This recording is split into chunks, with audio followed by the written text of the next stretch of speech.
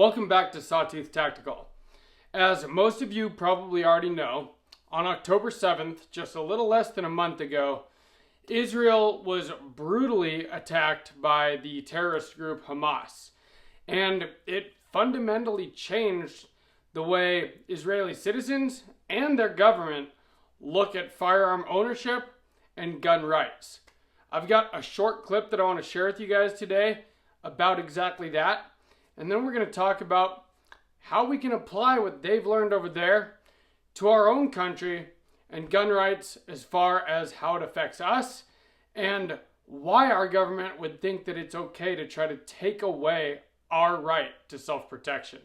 So make sure you're subscribed and let's watch this little clip. The attacks of October the 7th have left Israelis with a deep sense of vulnerability. Until now, the threat of terrorism had come mostly from the skies or on the streets from a lone attacker.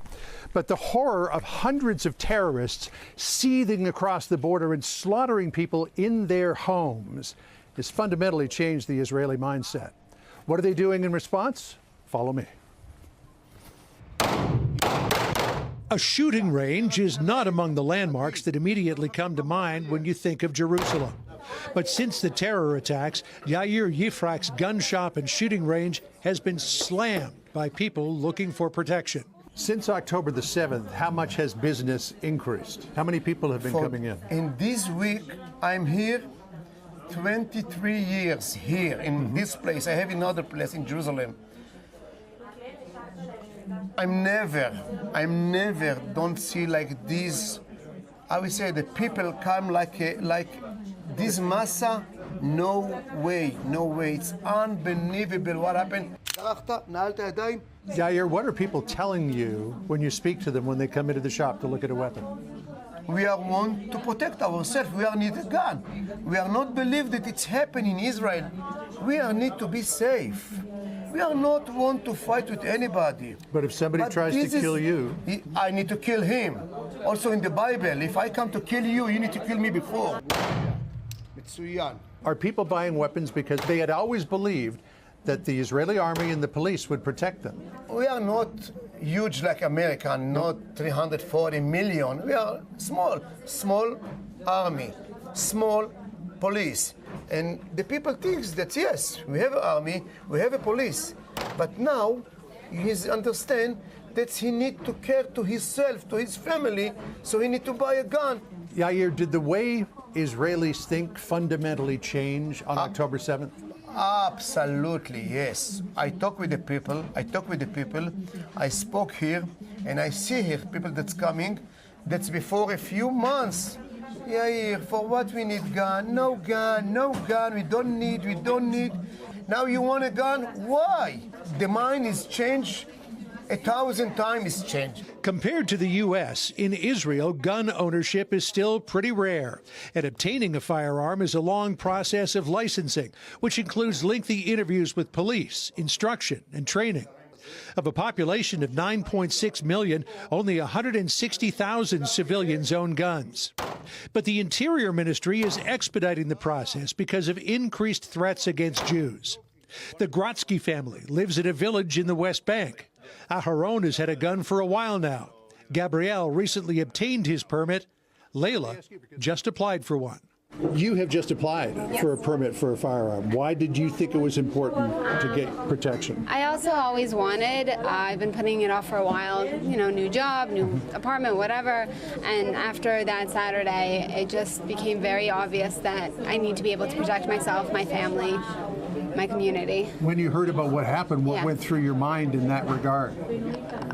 Complete catastrophe. I can't imagine what those people went through, but the stories that I've heard of people that did have guns and protection in the house did protect so many lives.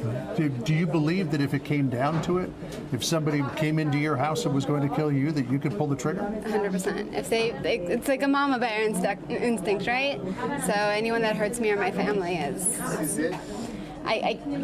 just no. So let me ask you this question. You've had a weapon for a while. Were you encouraging them to say, you know what, the world out there is changing, you need to have some protection? Yes, I think that anyone that can have a firearm to protect themselves should have a firearm to protect themselves. It's a long, long process. Is it worth it? 100%. For me to have a fighting chance gives me stability and protection that I feel like calmness. I could do something. I'm not sitting duck, and that's very important for me, and especially whoever lives in this country needs that. You know, since October the 7th, there has been a dramatic rise in the number of applications for gun permits.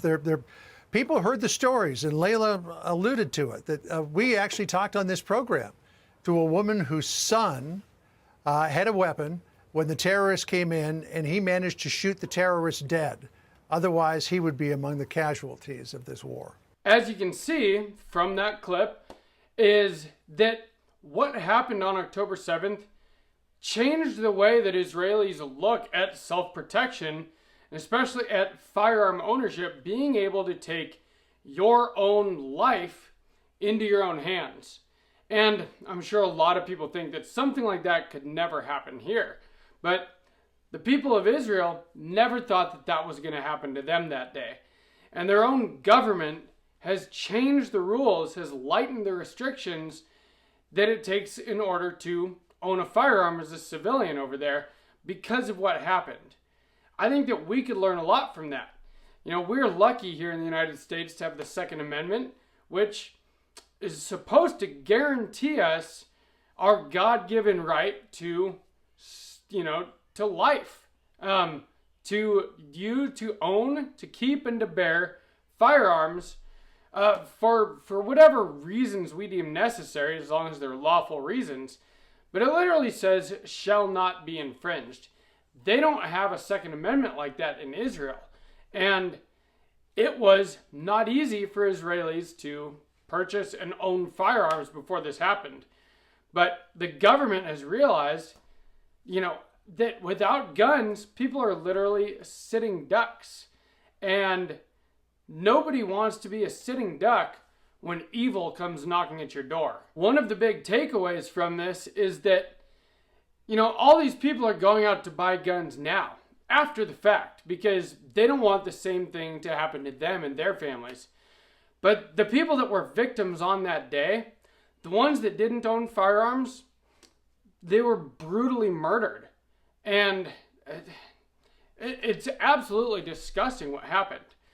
But what's also disgusting is that our own government, who is backing Israel, who has a better idea of what happened over there than even we do from what we see from the media, is still at the exact same time trying to take away our own rights to own semi-automatic rifles, high capacity, standard capacity magazines, all these things. They want to limit our ability to protect ourselves, even after watching what happened to one of our close allies. When evil does show up at your door, you don't get a reset. You don't get a do-over. If you're not prepared at that moment, it is too late for you. So you need to make sure that you have guns now and ammo, and that you train, and that you're ready to protect your family and your home in case something like this happens. And no government should be able to take that away from you. The Second Amendment does not give us any rights. It just limits what the government is able to do as far as taking away those rights. And our government should learn from what happened in Israel. The Israeli government now wants everyone to own firearms over there.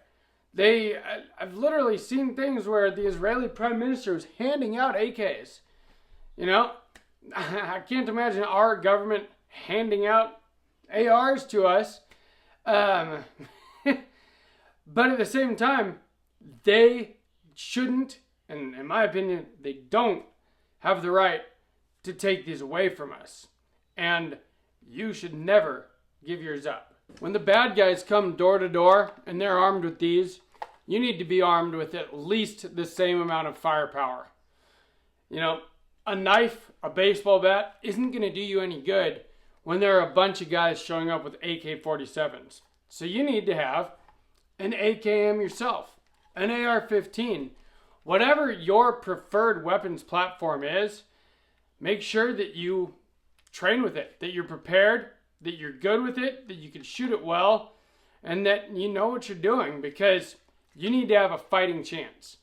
And I'm not saying that this is going to happen here, but even our own FBI has been saying that we're on a whole nother level now of threats to terrorism happening to United States citizens in our country.